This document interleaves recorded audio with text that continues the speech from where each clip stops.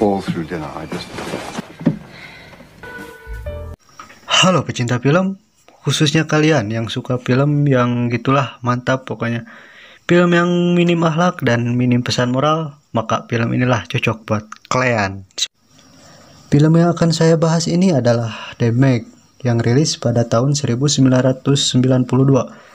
Film ini bertemakan perselingkuhan seorang bapak menteri dengan pacar anaknya. Dan sebelum lanjut ke videonya, kita intro dulu.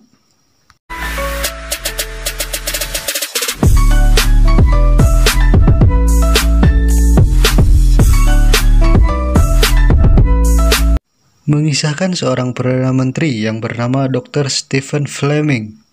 Kita panggil saja Pak Doktor. Pak Doktor memiliki bojo yang bernama Ingrid Fleming, menua dan tidak enak lagi dilirik.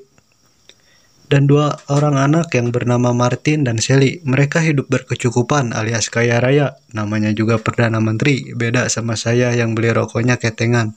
Pak Doktor tengah berada di acara kepolitikannya. Tanpa sedikit kebosanan, lalu dihampiri oleh wanita muda, cantik, dan hot. Wanita itu bernama Anna.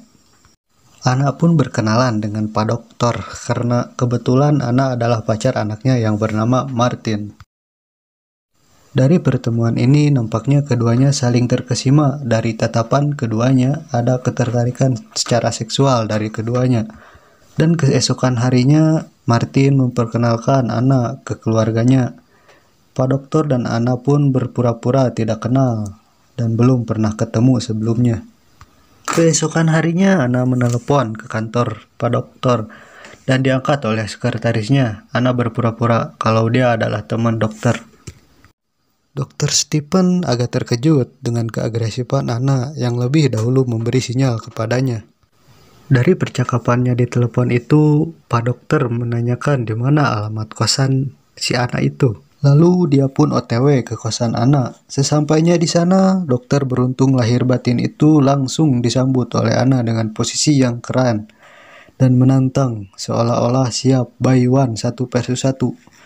Tanpa ini itu, kayak film Jepang yang harus nunggu nyapu dulu, mereka langsung trial menjadi petani dan mereka pun bercocok tanam.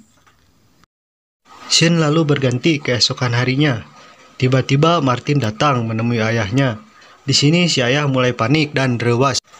Mengira kedatangan Martin ada hubungannya dengan aksi bertaninya kemarin. Ternyata kedatangan Martin cuma untuk memberitahu pekerjaan barunya sebagai editor penulis publik politik.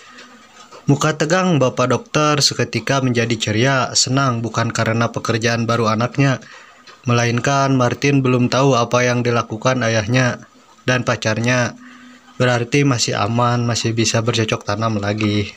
Malam berikutnya mereka makan nasi liwet di sebuah restoran yang mahal untuk merayakan pekerjaan barunya Martin. Di sini juga ada kakeknya Martin. Di sini Bapak Dokter dan Anna nampak biasa-biasa saja, tanpa sedikit rasa canggung di antara mereka, seolah tidak pernah terjadi apa-apa. Padahal mereka sudah pernah melakukan bercocok tanam atau bertukar cairan yang kental. Selesai makan malam, Martin OTW nganterin Anna ke kosannya. Tanpa disadari, ayahnya mengikuti dari belakang. Tak lama anaknya pergi, Bapak Dokter langsung mendatangi si Anna. Dan seperti biasa, dia disambut oleh Anna dengan gaya menantang seperti mengajak bertani lagi. Dan mereka pun bercocok tanam ronde 2. Setelah mantap-mantap, mereka tidak merasa bersalah atau menyesal kepada Martin dan ibunya akan aksinya itu. Malahan Bapak Dokter mengajak Anna untuk ikut keluar kota untuk urusan politiknya. Tapi dia bilang bahwa dia akan pergi berlibur ke Paris bersama Martin. Anna meminta kepada Dr. Stephen untuk tetap membiarkan hubungan pertanian mereka dilanjutkan secara rahasia saja, tanpa perlu mengubah apapun. Setelah urusan politik selesai, Pak Dokter bukannya langsung pulang, tapi malah menyusul Anna ke Paris. Sampainya di hotel, dia langsung menelepon Anna yang sedang tidur bersama Martin. Dan mereka pun bertemu di bawah dan bermantap-mantap pria dengan posisi berdiri. Setelah Anna memberi jatah ke Pak Dokter, Anna lalu pergi kembali ke hotel. Pak dokter menginap di hotel yang bersebelahan dengan kamarnya Martin. Dia cemburu dan menangis melihat keadaan dari jendela hotel. Galau si bapak, pak. Singkat cerita, dokter Martin mengatakan dia akan meninggalkan istrinya dan menikahi Anna. Namun Anna menolaknya dan mengatakan bahwa itu adalah ide yang sangat buruk dan akan melukai banyak pihak. Kau akan kehilangan istrimu dan Martin akan membencimu, ucap Anna. Lalu dokter Stephen bilang bahwa dia tidak peduli akan hal itu. Aku ingin memilikimu seutuhnya sesegera mungkin. Anna menjawab, aku kan memang sudah milikmu, jadi kau tidak perlu khawatir. Pertanian mereka tetap berlanjut. Secara rahasia, mereka akan bercocok tanam setiap ada kesempatan tertentu. Singkat cerita, Martin dan keluarga berlibur ke rumah kakeknya. Di sana, Stephen makin terbakar api cemburu melihat kedekatan Anna dan Martin. Yang paling mengejutkannya lagi adalah Martin mengumumkan kalau dia sudah melamar Anna dan Anna pun telah menerimanya. Di suatu kesempatan, Stephen mengatakan kepada Martin, "Apa kau yakin keputusanmu menikahi Anna?" Lalu Martin menjawab, "Tekadku sudah bulat untuk menikahi karena aku sangat mencintainya dan aku tidak tahu kalau aku kehilangannya." Mendengar jawaban dari Martin, Pak Dokter sudah mulai sadar akan perbuatannya itu. Malam harinya dia masuk menyelinap kamarnya Anna dan bercocok tanam lagi sebagai tanda perpisahannya dengan Anna.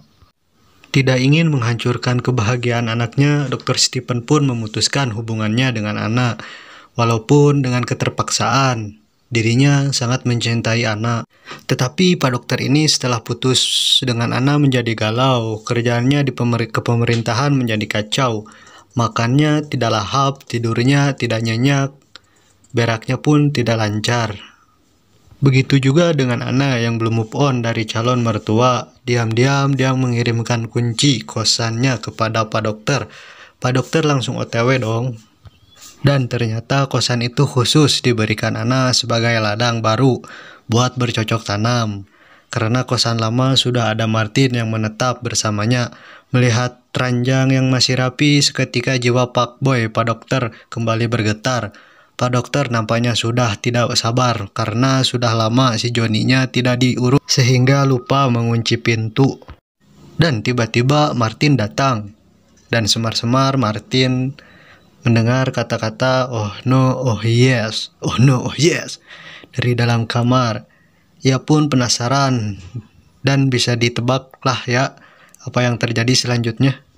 Ya, dia pun menyaksikan aksi kuda-kudaan tersebut. Jelas membuat Martin shock dan tanpa sengaja membuat Martin terjatuh dari tangga hingga tewas. Pak Dokter dalam keadaan menyesal dan menangis memeluk tubuh anaknya itu yang sudah tidak bernyawa lagi. Tak lama kemudian ambulan dan polisi datang ke TKP. Kemudian anak pergi meninggalkan tempat itu. Karena Pak Dokter adalah menteri, jelas perselingkuhan itu menjadi skandal yang sangat memalukan. Puluhan wartawan datang memenuhi buruannya untuk meminta tanggapan si dokter. Ternyata istrinya sudah tahu atas perselingkuhan suaminya itu dengan Anna, dan dialah yang memberitahu alamat kosan Anna kepada Martin. Tidak hanya dipecat tidak hormat dari pejabatannya sebagai menteri, Pak Dokter juga kehilangan istri dan anaknya. Keadaan itu membuat Pak Dokter frustasi dan membawa diri ke Paris, menyendiri menyesali perbuatannya. Sementara Anna tidak diketahui keberadaannya. Film pun tamat.